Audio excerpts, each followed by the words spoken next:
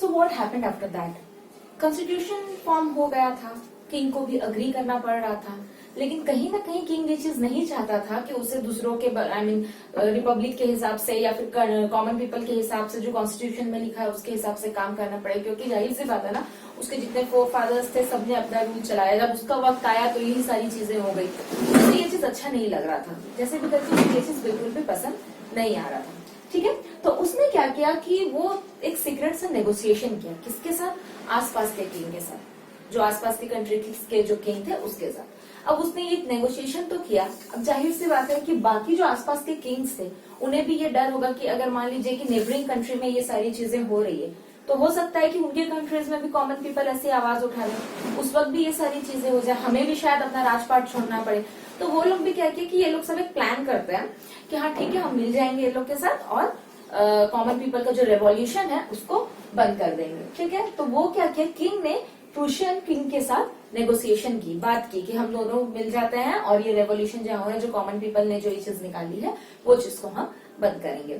ठीक है, लेकिन जब किंग ने ये सोचा कि हम अपनी आर्मी भेजेंगे और रेवोल्यूशन बंद करेंगे, उससे पहले ये हुआ कि कहीं ना कहीं से बात तो कॉमन पीपल तक पहुंच गई, जो कॉन्स्टिट्यूशन फ्रेम किए थे उन पर ये बात पहुंच गई, और उन्होंने पहले किंग आकर उनके ऊपर अटैक करता या फिर कुछ एक्शन लेता, उससे पहले इन्होंने ही वॉर डिक्लेयर कर दिया। वॉर डिक्लेयर कर दिया किसके साथ, प्रूशिया और ऑस्ट्रेलिया के साथ। प्रूशिया एंड ऑस्ट्रेलिया एक दो नेबरिंग कंट्रीज थे उनके पास में, तो ये इसलिए ये लोग दोनों का इनके साथ वॉर छेड़ दिया, कॉमन पीपल लोगों ने छेड़ दिया, इसीलिए क्योंकि ये लोग जो थे वो लोग सीक्रेटली हेल्प कर रहे थे, और इससे उनको ये भी पता चल गया था कि किंग जो है वो भरोसे के लायक नहीं है।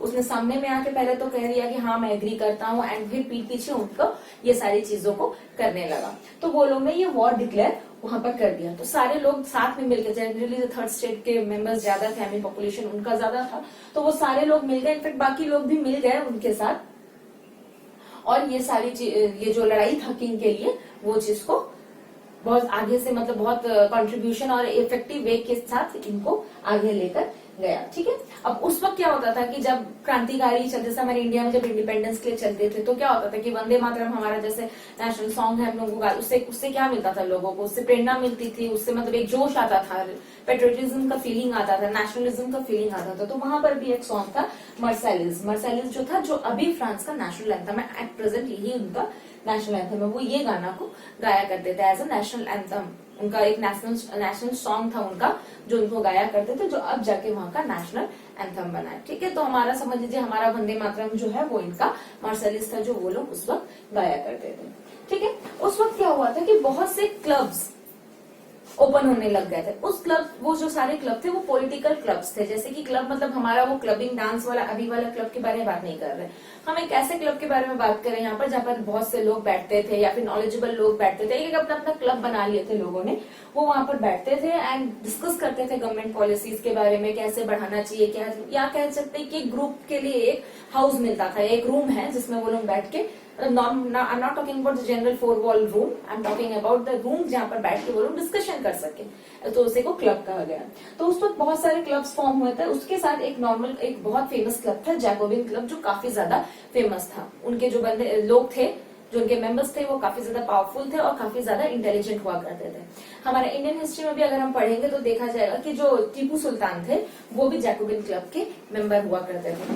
ठीक है, तो वो जो है वो यहाँ पर चला रहे थे, तो जैकोबिन क्लब के भी दो मेंबर थे जो एक्टिवली पार्टिसिपेट कर रहे थे फ्रांस को एक सही तरीके से रिपब्लिक और इंडिपेंडेंट बनाने का। इंडिपेंडेंट किससे, उनको कोई दूसरी कंट्री आके उन पर रूल नहीं करी थी, उनको अपने मोनार्क रूल से निकलकर उनको इंडिपेंडेंस चाहिए था। ठीक है, तो अब जब सारी चीजें चल रही थी तो एक लीडर की जरूरत पड़ती है सबको, तो वहां पर भी एक लीडर था जिसका नाम था मैक्सिमिलियन रॉबिस्पेर, काफी ज्यादा इंपॉर्टेंट कैरेक्टर है देखा जाए तो उस वक्त क्या हुआ कि इनको बाकी लोगों ने, जैकोबिन क्लब का मेंबर था तो इसको बाकी लोगों ने एज ए लीडर चूज किया। अब ये जो था अपनी पॉलिसीज को लेके बहुत ज्यादा क्या कह सकते हैं, स्ट्रॉन्ग डिटर्मिनेशन था इसको कि हाँ मुझे फॉलो करना है, मैंने ये चीज को प्रिपेयर करना है, उसने एजेंडा प्रिपेयर किया, पॉलिसीज प्रिपेयर की, ताकि वो कंट्री को कैसे आगे बढ़ाए। तो फिर क्या हुआ कि इसने डिसाइड किया, सभी लोगों ने मिलकर डिसाइड किया कि वो एक काम करेंगे वो एक लॉन्ग ट्राउजर पहनेंगे, स्ट्राइप मतलब लंबा लंबा लाइन वाले ट्राउजर्स पहनेंगे, जैसे कि डॉक के वर्कर पहना करते थे। हम ऐसे ड्रेसेस पहनेंगे, ये सारी चीजें उन्होंने डिसाइड किया। अब जब Maximilien Robespierre as a leader काम कर रहा था तो काफी ज्यादा फाइट वो लोग स्टार्ट किए। वो लोग एक्चुअली देखा जाए तो रिबेलियन हो चुके थे, झगड़े में बगावती में उतर चुके थे कि अब हमें अपना पॉलिटिकल राइट्स चाहिए और हम ऐसे किंग के भरोसे नहीं रहेंगे। और ये वॉर तो ऑलरेडी चल ही रहा था उनका, तो उस वक्त काफी ज्यादा फाइट हुआ, डिस्ट्रक्शन हो रहे थे, किलिंग हो रहे थे, काफी लोगों की हत्या कर दी गई, पैलेसेस को तोड़ दिया गया। एक पैलेस था पैलेस ऑफ ट्यूलिस, इसको पूरा डिस्ट्रक्शन कर दिया गया, पूरा खराब कर दिया गया, इसको तोड़ फोड़ के। किंग को क्या किया, वो लोगों ने अरेस्ट कर लिया, क्योंकि उन्हें पता था कि किंग जो है अब वो भरोसे के लायक बिल्कुल भी नहीं है। उसने एक बार हमें धोखा दिया, शायद फिर से दे सके। और वो ये सोचते थे कि जो रॉयल फैमिली है इनको इम्प्रिजन कर देने में ही भलाई, उनको जेल के अंदर डाल देने में ही भलाई है। किंग्स को भी मार दिया गया, उनकी बीवी को भी मार दिया गया जो क्वीन थी। और उस वक्त ये सारी चीजों को फॉर्म करके ये डिसाइड किया गया, मीटिंग वगैरह हुआ, इलेक्शन हुआ। इलेक्शन के टाइम पे ये वोट कन्वेक्शन पावर आया, रूल में आया। और उसके बाद उन्होंने ये डिसाइड किया कि सारे लोग, main specifically main of 21 years, जो 21 साल के हैं, उन्हें वोटिंग राइट्स दी जाएगी, इररेस्पेक्टिव कि वो कोई भी कास्ट से हो। पहले क्या था कि सबसे पहले वोटिंग राइट्स हम अगर शुरू से देखें तो सिर्फ क्लर्जी और नोबिलिटी को था। उसके बाद थर्ड स्टेट वालों ने बोला, उसके बाद वो 28 मिलियन से 4 मिलियन को था, मतलब वोटिंग राइट्स थे, उसमें से 25 इयर्स के अबव वाले ही थे जो टैक्स पे कर सके, ये सारे लोगों को वोटिंग राइट्स दिया गया। लेकिन उस वक्त जो इलेक्शन हुआ उस वक्त डिसाइड हुआ कि सारे मेन 21 इयर्स ओल्ड के, उन सबको वोटिंग राइट्स दिया जाएगा, irrespective of their caste, their class, you can say class over there, और कोई भी काइंड ऑफ टैक्स के बेसिस पे, या फिर वो कितने अमीर है कितने गरीब है, कुछ भी मैटर नहीं करता। बस 25 साल से उम्र के लोग जो है उन्हें वोटिंग राइट दिया गया, ठीक है। और उस वक्त क्या हुआ, 21 सितंबर 1792 में फ्रांस जो है वो फाइनली रिपब्लिक हो गया। जैसे हमारे इंडिपेंडेंस कब हुआ इंडिया का, 1947 में, और रिपब्लिक कब हुआ, 1950 में। तो वैसे ही रिपब्लिक 89 में जो इंडिपेंडेंस मिल गया उनको फ्री फ्रॉम मोनार्क रूल, वो जाकर 1792 में they have become Republic. Finally they had their own constitution, जिसके अकॉर्डिंग ही वो लोग काम करने वाले थे। वो सारी चीजें इसमें लिखी है, ठीक है। तो ये जो कैरेक्टर है इसमें, जैकोबिन क्लब का जो लीडर था मैक्सिमिलियन रॉबिस्पियर, ये जो है ये काफी ज्यादा इंपॉर्टेंट कैरेक्टर है। मे बी इसके शॉर्ट क्वेश्चंस आपको आ सकते हैं, ठीक है।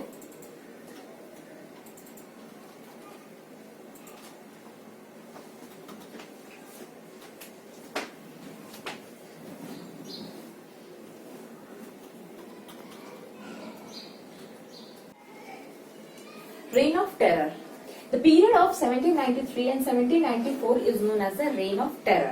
उस वक्त ये हुआ था कि जो रॉबिस्पायर थे, जो लीडर हुआ करते थे, जिन्होंने बहुत से पॉलिसीज को इफेक्टिवली आगे लेकर गए, जो सारा पॉलिसीज को लेके गए, पनिशमेंट लिए किए, तो वो इतने ज्यादा क्या कह सकते हैं ऑब्सेस्ड हो गए अपने लीडरशिप को लेके कि उन्होंने पनिशमेंट और इतना ज्यादा सीवियर कर दिया कि बहुत से लोगों को प्रॉब्लम होने लग गई।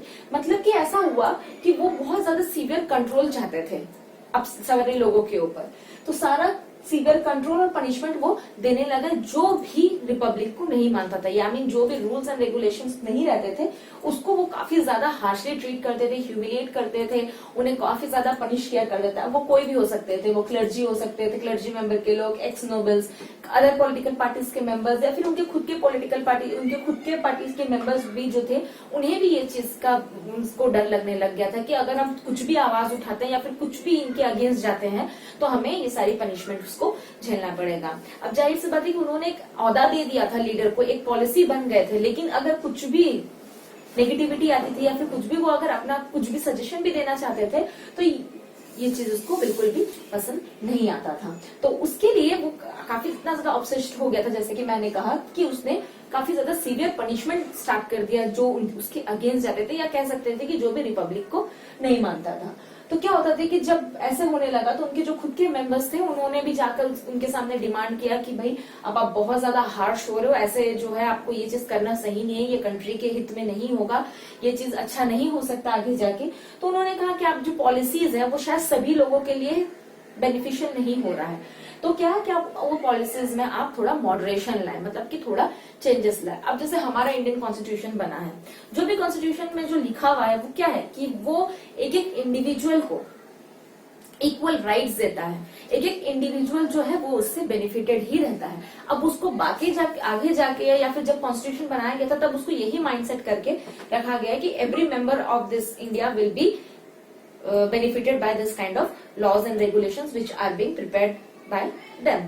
ओके तो जो भी प्रिपेयर किया गया है या करे जा रहे हैं वो इंडिया के हित में रहेगा। लेकिन क्या हुआ कि आगे जाके एक अलग पिक्चर होने लग गया, तो दैट इज समथिंग एल्स, उसको लोग मॉडिफाई करते हैं या फिर कुछ भी करते हैं। तो ये क्या इतना रिजिड था अपने पॉलिसीज को लेके, इवन ही न्यू कि अगर कोई भी सजेशन भी दे रहा है या कोई चेंजेस भी लाना चाह रहा है तो वो उसे काफी ज्यादा स्ट्रिक्ट पनिशमेंट देने लग चुका था। तो ये मेंबर्स चाहते थे कि थोड़ा मॉडरेशन आए पॉलिसीज में, थोड़े चेंजेस आए, थोड़ा लिबरल किया जाए पॉलिसीज को, क्योंकि वो लोग ऑलरेडी एक जो फ्रांस के मेंबर्स थे, पीपल थे, वो लोग ऑलरेडी एक मोनार्क रूल से बाहर निकले थे। इतनी ज्यादा क्रांतिकारियों के बाद, क्रांति लाने के बाद, रेवोल्यूशन लाने के बाद फाइनली उनको एक कॉन्स्टिट्यूशन मिला, उनको फ्रीडम मिला मोनार्क रूल से, एंड फाइनली फिर वही चीज होने लग गया उसको। तो फिर ये चीज को लेके काफी ज्यादा प्रॉब्लम्स होने लग गई। अब वो इतना ज्यादा रिजिड होने लग गया था कि अब वो किसी का सुनने नहीं पाला था। तो फाइनली ये हुआ कि उसे भी अरेस्ट कर लिया गया और 1794 के टाइम पे उसे मार दिया गया। ही वॉज ऑल्सो किल्ड, क्योंकि वो किसी की बात को सुन लिया था। जिस सिस्टम से वो लोगों को मारता था वही सिस्टम से आके उसे भी मार दिया गया। ठीक है, उसके बाद तो नेपोलियन आ गया, वो रूल करने लगे, लेकिन उससे पहले भी काफी चीजें हुई। उस वक्त क्या था कि विमेन का कंट्रीब्यूशन भी बहुत ज्यादा होने लगे। जैसे कि मैंने बताया कि वोटिंग राइट्स पहले तो सिर्फ 25 years old members I mean लोगों को मिलती थी, और उसके अलावा उनका भी अलग क्राइटेरिया हुआ करता था। उसके बाद 21 year of men, all the men male, उन्हीं को था पावर कि वो वोटिंग में आ सके। लेकिन वुमेन थी, वो भी आ रही थी, वो भी अपना एक पॉलिटिकल पार्टीज फॉर्म कर रही थी। देखा जाए तो पार्टीज ही फॉर्म करती थी, पॉलिटिकल तो वी कैन नॉट से। उसके बाद उन्होंने क्या कि 60 वुमेन क्लब्स फॉर्म होने लगे ऑल ओवर कंट्री में। बहुत फेमस थे ये लोग, औरतें इकट्ठा होने लग गई, वो भी कंट्रीब्यूट करने लग गई थी सारी चीजों में। और वो क्या चाहती थी, ज्यादा से ज्यादा वो चाहती थी कि उन्हें भी अपने राइट्स देते। वो किस चीज की डिमांड कर रही थी, वो चाहती थी कि उन्हें वोटिंग राइट्स मिले। ठीक है, वो चाहती थी कि वो भी मेंबर, जो असेंबली के जो मेंबर्स है उनके लिए वो भी इलेक्ट हो। ठीक है, उस वक्त ऐसे सब की डिमांड्स वो कर रही थी। ठीक है, उसके बाद अभी जैसे औरतें अभी भी कोई अलग किस्म का चीज लेके या फिर अलग क्राइटेरिया को लेके डिमांड करते, तो उस वक्त तो विमेन का पोजीशन काफी ज्यादा खराब हुआ करता था, उनका एग्जिस्टेंस था ही नहीं। तो उस वक्त ये 60 विमेन क्लब जो खुले, उन लोगों ने ये डिमांड की कि विमेन को भी वोटिंग राइट्स मिलनी चाहिए, उनको भी असेंबली में इलेक्ट होना है और उनको भी पॉलिटिकल ऑफिस होल्ड करना है, which means they also want to be the part of political parties, या फिर उनको अगर गवर्नमेंट को रिप्रेजेंटेशन देने के लिए उनको वोटिंग राइट्स लाने पड़ेंगे विमेन के लिए। उस वक्त क्या हुआ कि डिवोर्स को लीगल कर दिया गया, विच मीन्स कि पहले के जमाने में ये होता था कि खाली male members were allowed to give the divorce, लेकिन उस वक्त ये हुआ कि डिवोर्स को लीगल कर दिया गया। मतलब कि विमेन भी अपने आगे रह के अगर किसी से अपने हस्बैंड से डिवोर्स लेना चाहती है तो शी कैन टेक। उस वक्त औरतें जॉब्स करने लग गई, और छोटे काफी जो औरतें थी वो आर्टिस्ट भी थी, तो एक छोटा मोटा बिजनेस भी वो करने लगे। तो ये सारी पोजीशन उन लोग को वहां पर मिलने लगे। ठीक है, उस जमाने में क्या हुआ कि स्लेवरी को एबॉलिश किया। स्लेवरी मतलब बंधुआ मजदूरी, गुलामी को मना किया गया। तो क्या हुआ था कि उस वक्त प्लांटेशन के लिए काफी लोगों की जरूरत पड़ती थी, तो ये बहुत ज्यादा फ्रांस में चला था। यूरोपियन कंट्रीज जो थे वो अफ्रीका से लोगों को लाते थे या फिर वहां जाके लोगों को खरीद लेते थे। कोई अधिकार नहीं मिलता था उन्हें, कोई राइट्स नहीं मिलती थी, वो उनको खरीदते थे और काम करवाते थे, और जाकर उसे वही लोगों को लेकर जाके वो लोग अमेरिका में सेल कर दे रहे थे। तो क्या हो रहा था कि ट्रायंगुलर पोजीशन चल रहा था स्लेवरी को लेके, कि यूरोप के मेंबर्स खरीदते थे फिर उसको जाके अमेरिका में सेल कर देते थे। फिर 1794 तक ये चीज चला। क्या चला? एबॉलिशमेंट ऑफ स्लेवरी। ये जो 10 साल तक जो ये चीज स्लेवरी को जो रखे थे लोगों ने, उस चीज को उन्होंने मना कर दिया। वो कहने लगे कि अब जो सारे मजदूर हैं उनको रिलीज कर दिया जाए, उन्हें उनके कंट्री वापस भेज दिया जाए, या फिर उनसे ऐसे काम ना कराया जाए, तो उनको रिलीज कर दिया गया। लेकिन ये सिर्फ 10 साल तक चला, क्योंकि उसके बाद जब नेपोलियन आया तो उसने फिर इंट्रोड्यूस कर दिया ये स्लेवरी को, मतलब इंट्रोड्यूस किया स्लेवरी को, फिर से लोग वैसे काम करने लगे। तो ये सारी चीजें चल रही थी। उसके बाद भी काफी दिन, तो फाइनली अगर देखा जाए तो एबॉलिशमेंट ऑफ स्लेवरी हुआ 1848 में, जब फाइनली स्लेवरी को पूरा हटा दिया गया। जो लोग थे एज स्लेव काम कर रहे थे उन्हें वापस भेज दिया गया, और ऐसे भी पिक्चर्स रिप्रेजेंट होने लग गए उस वक्त की।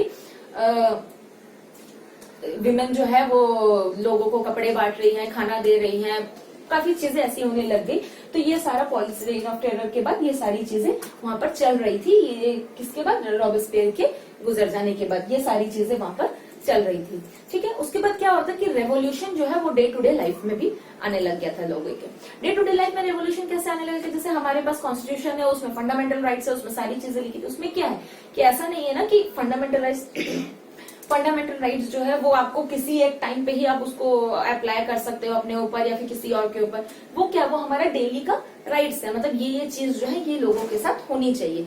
तो directive principle of state policy है, ये सारी चीजें क्या है, ये सब चीज एवरीडे के दिन पे चलता है। तो उस वक्त भी सोशलिटी, इक्वलिटी, लिबर्टी, ये सारी चीजें जो थी वो डेली बेसिस में चलने लग गई थी। न्यूज़पेपर्स वगैरह, बुक्स वगैरह, ये सारी चीज काफी ज्यादा पब्लिश होने लग गए उस वक्त, और ये सब के बारे में लिखना चालू हुआ। लोगों को पता चला कि उनके बारे में एक्चुअली इक्वलिटी क्या होती है, फ्रीडम क्या होता है, लिबर्टी क्या होती है, ये सारी चीजें फ्रांस में चलने लगी। तो फाइनली लॉन्ग वॉर कह सकते हैं या फिर लॉन्ग स्ट्रगल कह सकते हैं, इतने सारे स्ट्रगलिंग के बाद जो फाइनली उनको चाहिए था वो मिल रहा था।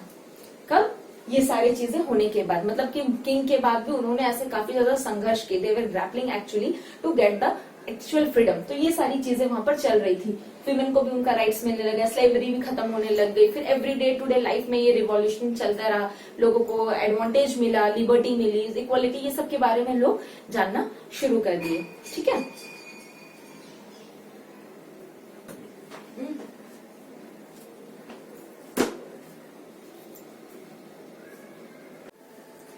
ओके। सो जैसे कि लोगों को डेली एवरीडे लाइफ में रेवोल्यूशनरी चेंज मिलने लग गया था, न्यूज़पेपर, पैम्पलेट्स, ये सारी चीजें लोगों को सर्कुलेट होने लग गई थी। लोगों को एक राइट्स मिल गया था, freedom of speech and expression, ये सारी चीजें लोगों को मिल गई थी। ठीक है, ये सब चलता आ रहा था। उसके बाद नेपोलियन आता है। नेपोलियन को एक तरीके से देखा जाए तो वो लोग मॉडर्नाइजर ऑफ यूरोप भी कहते थे। वो एक ऐसा रास्ता दिखा था जिसमें कंप्लीट एज अ लिबरेटर की तरह वो लोगों के सामने रिप्रेजेंट हो रहा था। ठीक है, तो 1804 में नेपोलियन जो है वो अपने आप को as a crown himself as a emperor of France. Napoleon जो था वो फ्रांस का एम्परर अपने आप को डिक्लेयर कर दिया। मतलब कहे जाए तो काफी मुश्किलों से उन्होंने डेमोक्रेसी पे आया था, वो लोग डेमोक्रेसी पे आए थे, एंड उसके बाद वापस ही शायद देखा जाए तो एक राजा महाराजा वाला सिस्टम वहां पर फिर से चालू होने लग गया था। लेकिन क्या है कि उसने एक यूनिफॉर्म सिविल कोड निकाला जिसमें 1804 में, जिसमें काफी ज्यादा पॉजिटिव पॉइंट्स भी थे और नेगेटिव पॉइंट्स भी थे। ठीक है, तो वो क्या करने लगा कि पहले तो सारी नेबरिंग यूरोपियन कंट्रीज को एक्वायर करने लग गया, मतलब उसको डायनेस्टीज जो थे यूरोपियन डायनेस्ट कंट्रीज वगैरह उनको अपने अंडर पे लेने लग गया। जाहिर सी बात है, वॉर वगैरह जो था वो सब चीज में उसको अपने अंदर लेने लग गया। ठीक है, तो उसे एज अ मॉडर्नाइजर ही लोग ले रहे थे। और उसने जो अपनी कोड ऑफ कंडक्ट निकाली जिसमें उसने प्रोटेक्शन ऑफ प्राइवेट प्रॉपर्टी, अगर किसी का प्रॉपर्टी है, I mean not coming under the government, तो उसको प्रोटेक्शन मिलेगा। जैसे कि अभी यहाँ इंडिया में भी होता है ना कि अगर किसी का लैंड है या कुछ है तो वो पर्टिकुलर बंदे को ही ऑक्यूपायर मिलेगा, अगर उसका ओनरशिप उसके हाथ में है तो कोई आके उस पे आई मीन जबरदस्ती एक्वायर नहीं कर सकता, कब्जा नहीं कर सकता। तो ये चीजें कि प्राइवेट प्रॉपर्टी को काफी ज्यादा प्रोटेक्शन मिलने लग गया। ठीक है, उसके बाद एक यूनिफॉर्म सिस्टम निकाला गया वेट और मेजरमेंट का, जैसे कि 1000 ग्राम्स होता है 1 kg, उसके अकॉर्डिंग ही वेट और मेजरमेंट निकला। इंट्रोड्यूसिंग द कहते हैं डेसिमल सिस्टम को काफी ज्यादा वो इंट्रोड्यूस करने लग गया और अच्छे से वो सिस्टम को अच्छा कर दिया। ठीक है, और कम्युनिकेशन स्ट्रांग हो गया उस वक्त, नेटवर्क सिस्टम स्ट्रांग हो गया, ट्रांसपोर्टेशन स्ट्रांग हो गया, ये सारी चीजें अच्छी। फ्यूडल सिस्टम को हटा दिया गया, मतलब जमींदारी सिस्टम थी, ये सारे सिस्टम्स को वहां पर हटा दिया गया। ठीक है, अब सारी चीजें अच्छी, तो मैंने कहा कि इसके पॉजिटिव पॉइंट्स भी थे, नेगेटिव पॉइंट्स में थे। तो उसने क्या किया, टैक्स इंक्रीज कर दिया, सेंसरशिप लिया, सेंसर कि अगर जो भी नेपोलियन और या फिर उसकी लॉज या उसके खिलाफ अगर आवाज उठाया जाएगा तो उसे मार दिया जाएगा। तो ये सारी चीजें हो रही थी वहां पर, तो ये चला। उसके बाद नेपोलियन खुद डिफीट हो गया 4 कंट्रीज से, प्राग बोल के, प्रूशिया, ऑस्ट्रेलिया, ब्रिटेन और रूसिया, रशिया, ऑस्ट्रेलिया और ब्रिटेन, ये चारों कंट्री से नेपोलियन जो है 1815 में उसको डिफीट कर दिया गया in the battle of Waterloo. तो इसके बाद नेपोलियन का राज भी खत्म हो गया। लेकिन even after the death of Napoleon इसके जो रूल्स एंड जो फॉलो थे वो फ्रांस में उसके बाद भी फिर चल रहे थे। ठीक है, उनको ये चीज जो उसकी जो अच्छाई थी या फिर जो उसने अच्छे पॉइंट्स रखे थे, जो अच्छी पॉलिसीज रखी थी, वो सारी चीजें चल रही थी। तो उसको एज अ मॉडर्नाइजर या फिर लिबरेटर की तरह ही देखा जा रहा था। और ये क्या करने लगे कि काफी फोर्स से आगे बढ़ने लगे नेपोलियन अपने रूलिंग के टाइम पे। तो वो बहुत ज्यादा डिक्टेटरशिप में ही आ चुका था और लोगों को वो बात पसंद नहीं आ रही थी एनीवेज। लेकिन उसके बाद भी जो 4 कंट्री थे, प्रूशिया, रशिया, ऑस्ट्रेलियन और ब्रिटेन, ये चारों से उसको डिफीट कर दिया गया in the battle of Waterloo in 1815। लेकिन उसके मरने के बाद भी उसकी जो लॉज एंड पॉलिसीज जो थे वो कुछ टाइम तक वहां पर चल रहे थे। उसके बाद फिर अपना एक अलग सिस्टम आया, ठीक है। तो now it is the end of the chapter. हमने पूरा चैप्टर कंप्लीट कर लिया है। I have explain all the terms, terminologies, the reasons and everything to you. Hope you have understood that. आपने अगर समझ लिया है तो बहुत अच्छी बात है, नहीं समझे तो please write the piece of the paper जहां पर आप प्रॉब्लम फेस कर रहे हो, write your doubts and please WhatsApp me on the given number. Okay, so now we will discuss the question and answers. Discuss the question answers. Okay.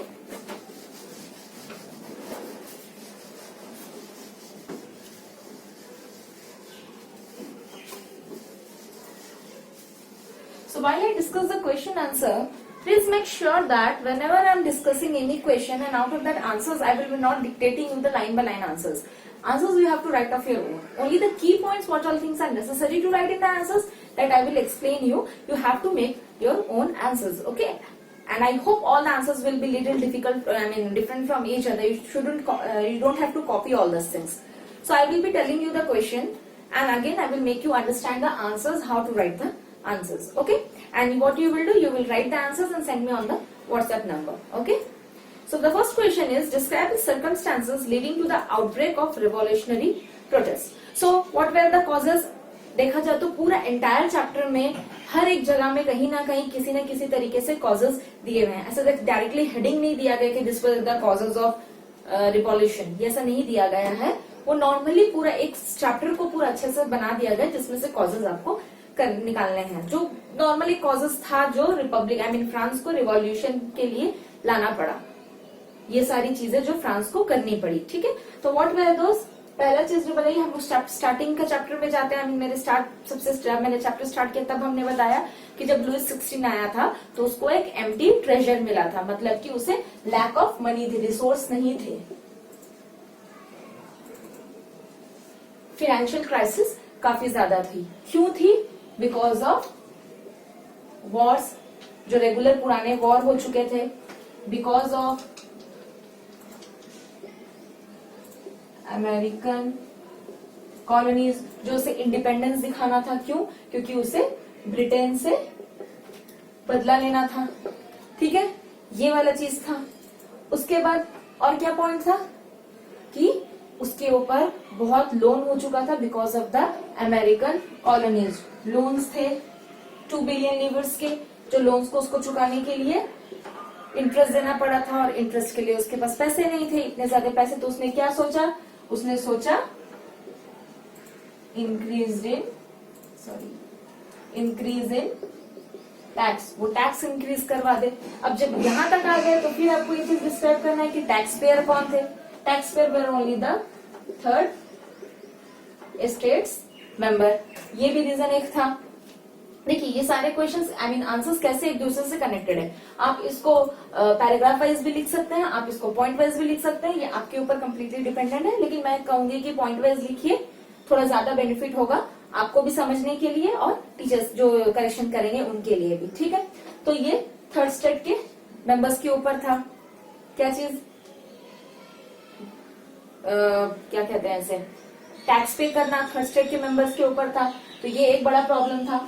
उसके बाद और भी क्या प्रॉब्लम थी कि ये सारे मेंबर्स जहां पर काम करते थे, जो रिच थे वो तो ठीक है, जो नहीं थे, चर्च के अंडर पे लैंड था, जो इकोनॉमिक कॉस्ट थी, वो लोग उसके अंडर में काम करते थे जिन्हें टैक्स नहीं पे करना पड़ता था। तो ये भी एक रीजन हो सकता है। उसके बाद प्राइस राइज होने लग गया ब्रेड का, जिसके वजह से सारे जो लोग थे वो ज्यादा गुस्से में आ गए क्योंकि उन्हें और कुछ समझ में आ नहीं रहा था, ठीक है। प्राइस राइज हुआ। फिर और क्या रीजन था? एक था डिमांड ऑफ फूड ग्रेन्स। क्यों? क्योंकि पॉपुलेशन उस वक्त बढ़ चुका था, 28 मिलियन हो चुका था। कब? जब ये आया, कौन?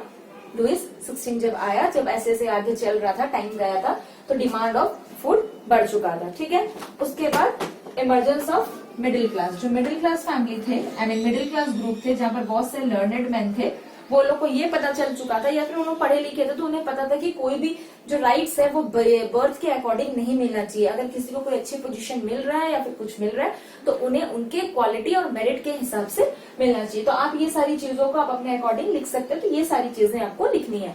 अगर आप मेरे नोट्स को फॉलो करेंगे जो मैंने एक्सप्लेन करने वक्त किया था, या फिर आप जब आंसर्स लिखेंगे तो प्लीज एक बार फिर से ये वीडियो को रिपीट फिर से प्ले करें तो आपको समझ में आएगा अच्छे से कि एक्चुअल में लिखना क्या है। ठीक है, उसके बाद सेकंड क्वेश्चन क्या है कि कौन से मेंबर्स जो थे वो बेनिफिटेड थे, विच members of the French society were benefited, जिनको रिलिंक्विश करना पड़ा अपने पावर को, और कौन डिसअपॉइंटेड थे।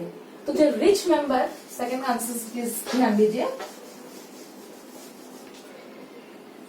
रिच मेंबर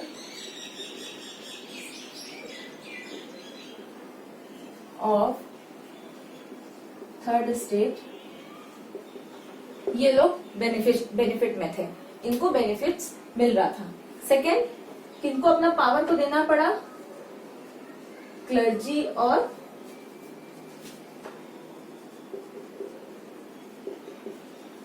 नोबिलिटी को। और कौन जो थे जो बिल्कुल डिसअपॉइंट थे रिवॉल्यूशन से, वो थे पुअर पीपल एंड वीमेन, क्योंकि इन्हें कोई भी राइट नहीं दिया गया, वोटिंग राइट्स नहीं दिया गया। पुअर पीपल को इसलिए नहीं दिया गया क्योंकि उनकी इनकम उतनी नहीं थी, वो टैक्स अच्छे खासे पे कर सके, उन्हें ही दिया गया। तो ये सारी जो पावर थी डिसअपॉइंट हुए, इनको अपना क्या देना पड़ा, इनको अपना लैंड देना पड़ा, इनको भी मानना पड़ा, इन्हें भी टैक्स पे करना पड़ा। और रिच मेंबर जो थे वो तो आराम से ही अपना टैक्स भी पे कर रहे थे, उन्हें वोटिंग राइट्स भी मिली थी। ठीक है, उसके बाद थर्ड क्वेश्चन है, describe the legacy of the French revolution during 19th and 19th century. क्या क्या चीज, लेगेसी मतलब परंपरा, क्या क्या चीज को फॉलो किया गया 19th और 20th सेंचुरी के टाइम पे, क्या ऐसी पॉलिसीज थी जो एज अ लेगेसी काम करने लग गए। जैसे कि लिबर्टी, सबको आजादी चाहिए थी, और डेमोक्रेसी चाहिए थी, डेमोक्रेसी के बारे में आप लिख सकते हैं, चैप्टर में मैंने आपको पढ़ाया है। और फ्यूडल सिस्टम, फ्यूडल सिस्टम मतलब जमींदारी सिस्टम, स्लेवरी के हिसाब से जो काम कर रहे थे लोग दूसरे के अंडर में, वो चीज को भी मना कर दिया गया। जो ये सारी चीजें, जो एबॉलिशमेंट ऑफ फ्यूडल सिस्टम थी, ये हो गया। विमेन को राइट मिलने लग गया। जो क्या फ्रेंच रेवोल्यूशन आने के बाद भी विमेन को राइट नहीं मिल रहा था, जो विमेन थी इस कैटेगरी की, उन्हें राइट नहीं मिल रहा था। प्लस 21 ईयर्स के लोग जो 21 ईयर्स के जो है, 25 ईयर्स के जो है, उन्हें ही राइट्स मिलने लग गया। तो ये सारी चीजें क्या थी, ये सब चीज लेगेसी थी जो वहां पर चल रही थी। ठीक है, उसके बाद नेक्स्ट क्वेश्चन है, draw out the list of democratic rights which we enjoy today whose origin could be traced to the French Revolution। आज के डेट में ऐसे कौन से राइट्स हैं जो हमें मिल रहे हैं, ठीक है, जिसका ओरिजिन देखा जाए तो फ्रेंच रिवॉल्यूशन से आया गया। अब बहुत सारे राइट्स हैं, जैसे right to equality, right equality before law, फिर फ्रीडम ऑफ स्पीच, एक्सप्रेशन हो गया, opinion, laws, abolishment of slavery, women right, ये सारी जो सिस्टम्स है, ये सारी चीजें जो है वो हम लोग अभी भी फॉलो करते हैं। क्वेश्चन नंबर 5 आपको अपने आप लिखना है। ठीक है, would you agree with the view that message of universal rights was beset with the contradictions. तो आपको इसमें ये लिखना है कि आपको क्या लगता है कि जो वर्ड निकला है यूनिवर्सल राइट मतलब सभी को राइट्स मिलेंगे। ठीक है, तो आपको क्या लगता है कि ये यूनिवर्सल राइट जो निकला है, एक टर्म है जिसको यूज करना है या फिर जिसमें कुछ राइट्स है, क्या उसमें कोई कॉन्ट्राडिक्शन है या फिर वो सच में वैसा है या फिर नहीं है। ये आंसर आप अपने हिसाब से लिखेंगे। मतलब ये पूरा चैप्टर आप पढ़ लिए हो, रिवाइज भी एक बार कर लियो, तो आपको समझ में आ जाएगा कि आपको लिखना क्या और आप इसके बारे में क्या फील करते हो। तो ये आंसर जो आप लिखेंगे, I would love to check the answers and I would love to see that how much understanding you had about this chapter और यूनिवर्सल राइट के बारे में आपका क्या सोचना है। ओके, क्वेश्चन नंबर 4 तो राइट्स के बारे में है, वो आप कुछ भी लिख सकते हैं, अभी के राइट्स को ही आपको करना है। क्वेश्चन नंबर 5 में your own answer. Question number 6 में आपको आंसर लिखना है नेपोलियन के बारे में। तो नेपोलियन क्या था, 1804 में नेपोलियन ने कोड ऑफ कंडक्ट लाया था। वो एज अ मॉडर्नाइजर दिखता था। ठीक है, एज ए लिबरेटर था, उसने काफी ज्यादा कंट्रीज को ऑक्यूपाई किया था। ठीक है, और वो बहुत से अच्छे जो कोड ऑफ कंडक्ट था, उसको सिविल कोड ऑफ कंडक्ट था, उसमें वो बहुत सारी चीजें अच्छा लेके आया था, जैसे कि टैक्स को एबॉलिश कर दिया, जैसे कि फ्यूडल सिस्टम एबॉलिश हो गया था, कम्युनिकेशन स्ट्रांग हो गया था, फिर लोगों में मोनार्क रूल हट चुका था, इंडिपेंडेंस आ चुकी थी, डेमोक्रेसी आ चुकी थी। ठीक है, उसने डेसिमल सिस्टम किया, एक यूनिवर्सल मेजरमेंट लाया, uniform protection of private property, ये सारी चीजें आप उसमें लिखेंगे। उसके बाद उसका डिमेरिट्स क्या था, सेंसरशिप था, लोगों को आर्मी ज्वाइन करना पड़ता, जो भी जिससे मन हो ना हो वो आर्मी ज्वाइन करेगा, ठीक है। टैक्स को इंक्रीज कर दिया गया, ये सारी चीजें होने लगी। तो इवन आफ्टर फिर उसके बाद बैटल ऑफ वाटरलू में नेपोलियन की डेथ हो जाती है बाय 4 कंट्रीज, 4 कंट्री मिलके फ्रांस को क्या बोलते हैं डिफीट कर देते हैं, देखा जाए तो डिफीट कर देते हैं। कौन सी 4 कंट्री थी? प्रूशिया, रशिया, ब्रिटेन और Prussia, Russia, Australia and Britain, ये चारों ट्रैप करके है, ये देखिए PRAB, इससे आपको याद रहेगा।